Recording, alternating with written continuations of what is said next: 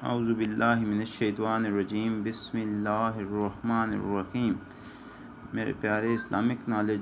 Channel کے ناظرین، السلام علیکم۔ آج میں جو واقعہ لے کر آپ کی خدمت میں حاضر ہوا ہوں، یہ واقعہ ہمارے پیارے نبی صلی اللہ علیہ وآلہ وسلم کی پہلی شادی جو کہ حضرت خدیجہ کے ساتھ ہوئی اس کے متعلق ہے، اور حضرت خدیجہ کس طرح یہ آپ کی محبت کا آغاز ہوا، کس طرح یہ جو ہے آپ سے ان کا رابطہ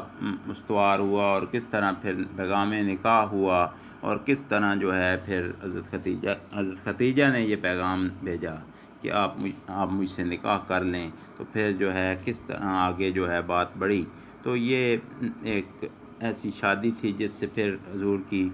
جو ہے وہ آگے اولاد چلی، اور پھر آگے سارا جو ہے یہ اسی سے ہوا۔ یہ نبوت سے پہلے کی بات تھی جب آپ کی حضرت خدیجہ سے شادی ہوئی، پھر 15 سال پہلے کی بات ہے، پھر بعد میں حضور پر 15 سال بعد نبوت آئی۔ تو اس طرح یہ واقعہ ہے۔ تو میں آغاز کرتے ہیں اس واقعے کا کہ کس طرح یہ محبت کا آغاز ہوا، کس طرح یہ حضرت خدیجہ کو آپ سے محبت ہو گئی۔ تو جب حضور صلی اللہ علیہ وسلم کو اپنے غلام کے ساتھ مصر کے سفر پر حضرت خدیجہ نے تجارت کی غرض سے بھیجا، تو جب وہ واپس آئے تو غلام نے جب حضور صلی اللہ علیہ وسلم کی خوبیاں جو ہے وہ حضرت خدیجہ کو بتائیں تو وہ آپ سے بہت متاثر ہو گئیں، تو انہوں نے آپ سے نکاح کرنے کا حتمی اور اصولی فیصلہ کر لیا، آپ سے محبت کرنے لگیں۔ تو انہوں نے سوچا کہ حضور صلی اللہ علیہ وسلم کو کس طرح پیغام پہنچایا جائے کہ آپ مجھ سے نکاح کر لیں۔ تو حضرت خدیجہ نے سوچا کہ اب کس طرح یہ پیغام، حالانکہ عرب معاشرے میں یہ ایک عام سی بات تھی کہ مردوں کی طرف سے نکاح کا پیغام بھیجا جاتا تھا، تو حضرت خدیجہ نے پھر سوچا کہ اس طرح کیسے ہوگا، تو کیونکہ محبت ایک ایسی چیز ہوتی ہے کہ آپ دیکھیں کہ وہ پھر جو ہے وہ بندہ رہ نہیں سکتا، اور پھر وہ محبت بھی حضور سے ہو تو پھر بندہ کیسے رہے۔ تو وہ انہوں نے پھر اپنی سہیلی کو بلایا جن کا نام نفیسہ بنت منیبہ تھا، تو انہوں نے ان کو بلایا اور ان سے مشورہ بھی لیا، اور ان کو کہا کہ تم میرا یہ کام کس طرح کر سکتی ہو۔ تو انہوں نے کہا کہ میں حضور پاک صلی اللہ علیہ وسلم سے ملاقات کر کے ان کو آپ کا پیغام دے دوں گی، ان سے ملاقات کر کے ان کا جائزہ لے سکتی ہوں۔ تو حضرت خدیجہ نے فرمایا کہ ان کی رائے معلوم کرو کہ کیا وہ مجھ سے نکاح کرنا چاہتے ہیں۔ تو وہ حضور صلی اللہ علیہ وسلم سے ملاقات کے لیے نکلیں، ان کی جو سہیلی تھیں وہ گئیں، تو حضور پاک صلی اللہ علیہ وسلم جو ہیں وہ طواف کعبہ کر کے باہر نکلے، تو وہ جو نفیسہ تھیں حضرت خدیجہ کی سہیلی، وہ پہنچیں اور انہوں نے حضور صلی اللہ علیہ وسلم سے دریافت کیا کہ اے محمد، آپ شادی کیوں نہیں کر لیتے؟ تو حضور صلی اللہ علیہ وسلم نے فرمایا کہ میرے پاس ایسے مال و اسباب ہی کہاں کہ میں شادی کر لوں، شادی کے لیے کچھ مال و اسباب چاہیے ہوتے ہیں، تو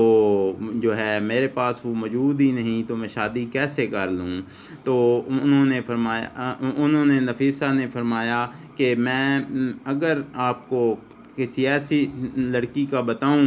جو مال و اسباب آپ کے لیے کا مسئلہ ہی نہ بنے، اور وہ خود ہی آپ کے لیے سارے انتظامات کر دے، تو آپ کیا پھر شادی کرنا پسند فرمائیں گے؟ تو آپ نے فرمایا کیا ایسی کوئی لڑکی ہے؟ تو انہوں نے فرمایا کہ خدیجہ۔ تو حضور پاک صلی اللہ علیہ وسلم نے فرمایا کہ کیا خدیجہ مجھ سے نکاح پر راضی ہو جائیں گی؟ کیونکہ وہ پہلے بھی کافی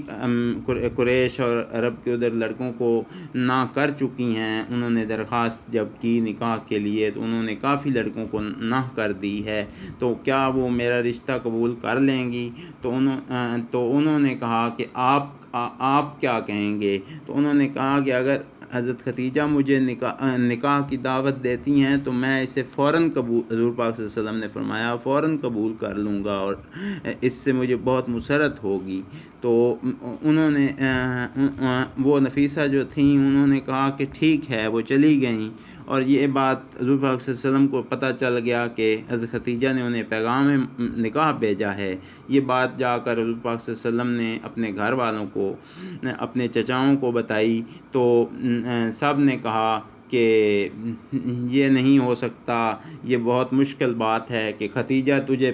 پیغام نکاح بھیجے، کیونکہ حضرت ختیجہ کا ایک مقام اور رتبہ تھا، وہ بہت امیر تھیں، عرب میں ان کا ایک بہت بڑا مقام تھا، تو ہے وہ، کیونکہ بڑے بڑے عربی لوگوں کو اور قریش کے لوگوں کو نہ کر چکی تھی پہلے بھی نکاح سے، تو انہوں نے سوچا کہ آپ کو کیسے وہ، کیونکہ آپ کے پاس وہ مال و اسباب بھی نہ تھے، تو وہ ایسے آپ کو کیسے آپ سے شادی کر لیں گی، تو جو ہے آپ کے چچا ابو لہب اور ابو جہل نے کہا کہ تم ہمیں بدنام کراؤ گے، تو ایسا کچھ نہیں، تم سے شادی نہیں کریں گی، تو حضور پاک صلی اللہ علیہ وسلم نے فرمایا کہ انہوں نے خود پیغام نکاح بھیجا ہے، تو کیونکہ کچھ لوگ ہوتے ہیں جو اچھی رائے نہیں دیتے، تو ابو جہل نے کہا کہ چلیں جی، اب ایک نیا جو ہے طریقہ آ گیا ہے، کیا اب لڑکوں کی بجائے لڑکیاں ہی جو ہیں وہ پیغام نکاح بھیجنا شروع ہو گئی ہیں، تو یہ ایک نئی رسم چل نکلی ہے۔ تو حضرت ابو طالب نے فرمایا کہ ایسی کوئی بات نہیں، تو میرا بھتیجا کسی سے کم نہیں ہے، اگر انہوں نے پیغام نکاح بھیجا ہے تو کوئی بات نہیں، یہ ٹھیک ہے، ہم اس کے لیے رشتہ لے کر جائیں گے، درخواست گزاری کریں گے۔ تو جو ہے انہوں نے کہا کہ وہ اتنا، حضرت ختیجہ کیونکہ مالدار تھیں، انہوں نے کہا کہ وہ اتنا حق مہر رکھیں گی تو یہ کہاں سے دے گا، تو حضرت ابو طالب نے کہا کہ میں اس کے لیے جہاں سے بھی ہوا اس کے لیے انتظام کروں گا کہ یہ جو ہے اپنا حق مہر کا انتظام کر سکے، تو ہم اس کے لیے رشتہ لے کر جائیں گے۔ انہوں نے پھر سب نے مشورہ کیا اور قریش کے بڑے بزرگ بھی آ گئے کہ پہلے حضرت ختیجہ کی مرضی تو معلوم کی جائے کہ کیا وہ واقعی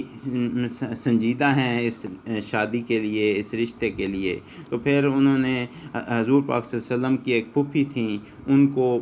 باقاعدہ رشتے کے لیے بھیجا، تو جب وہ گئیں تو حضرت ختیجہ ان کو دیکھ کر بہت خوش ہوئیں،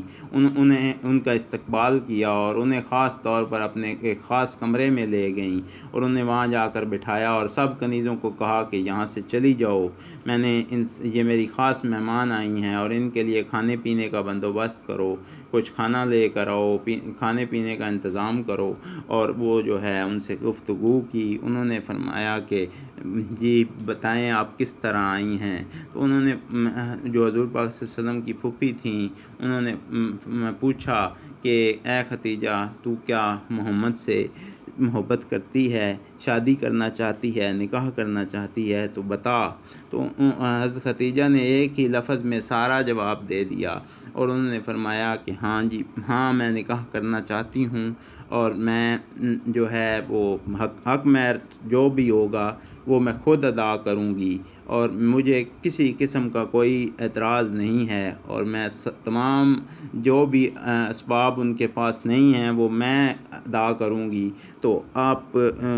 جو ہے وہ میرا نکاح کروا دیں۔ تو اس طرح حضور پاک صلی اللہ علیہ وسلم کی پھوپھی بہت خوش ہوئیں اور واپس جا کر حضرت ابو طالب اور حضور کے چچاؤں کو بتایا، تو قریش کے تمام بزرگ بہت خوش ہوئے اور انہوں نے باقاعدہ طور پر حضور صلی اللہ علیہ وسلم کا رشتہ جو ہے وہ حضرت ختیجہ کے لیے مانگنے کے لیے جانے کا فیصلہ کیا۔ تو وہ جو ہے وہ حضرت ختیجہ کے جو چچا تھے عمرو بن عاص، ان کے پاس گئے کہ ہمیں حضرت ختیجہ کا رشتہ دیا جائے اور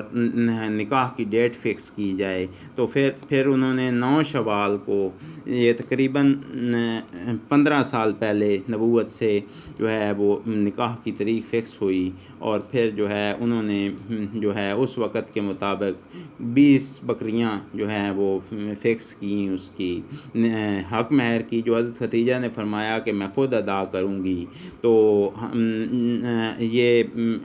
حضور پاک ادا نہیں کریں گے، میں حق مہر ادا کروں گی۔ تو اس طرح جو ہے حضرت ختیجہ نے وہ بھی خود ادا کیا۔ اور پھر جب حضور پاک شادی کے بعد تو اس کے بعد حضرت ختیجہ نے فرمایا، حضرت ابو طالب سے فرمایا کہ یہ لیں 12 اونٹ اور یہ ولیمہ کر دیں۔ تو اس طرح حضور پاک صلی اللہ علیہ وسلم کی تمام شادی کے اخراجات بھی حضرت ختیجہ نے اٹھائے۔ اور اس کے بعد حضور پاک صلی اللہ علیہ وسلم جب شادی کے بعد اٹھے تو کیونکہ حضرت ختیجہ جانتی تھیں کہ حضور پاک صلی اللہ علیہ وسلم کے پاس اپنا گھر نہیں ہے، وہ چچا کے پاس رہتے ہیں، تو حضور صلی اللہ علیہ وسلم کو حضرت ختیجہ نے فرمایا کہ اگر آپ مناسب سمجھیں، آپ کو کوئی ناراضگی نہ ہو، تو یہ میرا جو گھر ہے یہ اب آپ کا ہی ہے، اور آپ اس گھر میں رہ سکتے ہیں، اور میں آپ کی کنیز ہوں، اور یہ گھر آپ کا ہے۔ اگر آپ مناسب سمجھیں تو آپ اس گھر میں رہیں، اب آپ آ جائیں۔ تو حضور پاک صلی اللہ علیہ وسلم نے حضرت ختیجہ کی یہ بات قبول فرمائی، اور جو ہے اس گھر میں رہنے لگے جو حضرت ختیجہ کا گھر تھا، اور اس طرح آپ ہنسی خوشی وہاں رہنے لگے۔ اللہ تعالی ہمیں دین سے سیکھنے کی توفیق دے، اور اگر آپ کو یہ شادی جو ہنسی خوشی ہوئی اور اس طرح محبت سے حضور پاک صلی اللہ علیہ وسلم ساری زندگی حضرت ختیجہ کے ہوتے ہوئے حضور پاک صلی اللہ علیہ وسلم نے پھر کوئی شادی نہیں کی جب تک کہ حضرت ختیجہ کا انتقال نہیں ہوا،